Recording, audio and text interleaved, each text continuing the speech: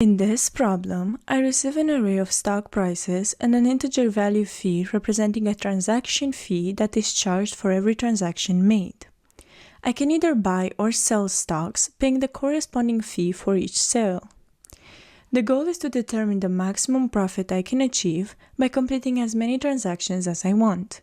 However, no two transactions can be carried out simultaneously.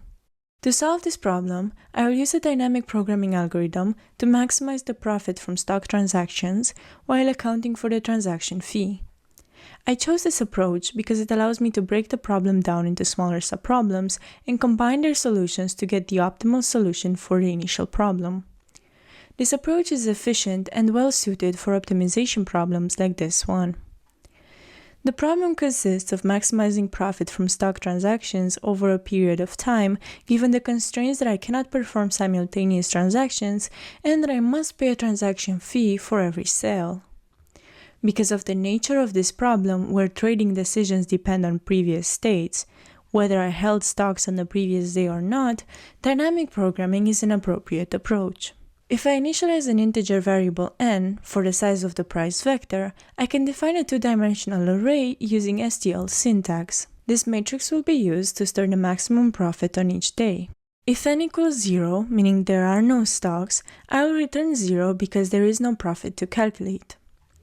Initially, max profit of 0 and 0 will equal to 0, meaning in the first day without holding stocks, the profit is 0. Max profit of 0 and 1 equals minus prices of 0, meaning in the first day, holding stocks, the profit is negative and equal to the stock price on the first day.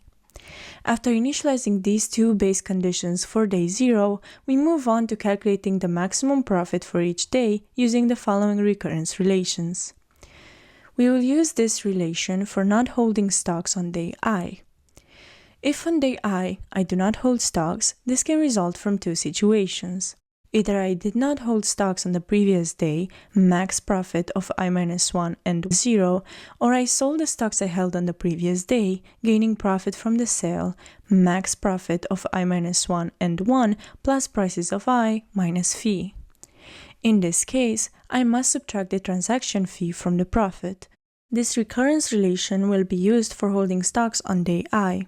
If on day I hold stocks, this can result from two situations.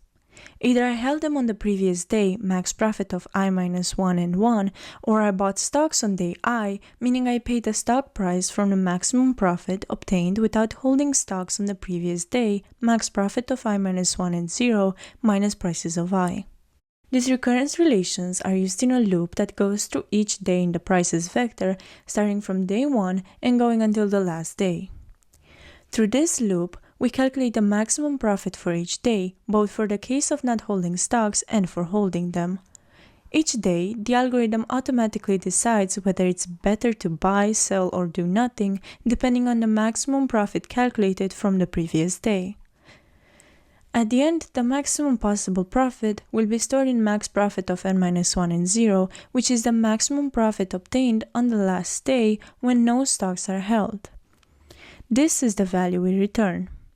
Through this dynamic programming algorithm, I was able to maximize the profit from stock transactions, taking into account the transaction fee and the constraint of not performing simultaneous transactions.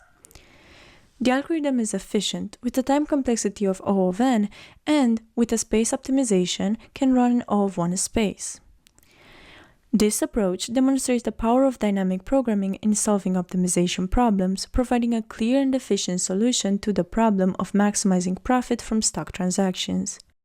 It's important to understand how the problem was broken down into smaller subproblems and how the recurrence relations were used to build the final solution.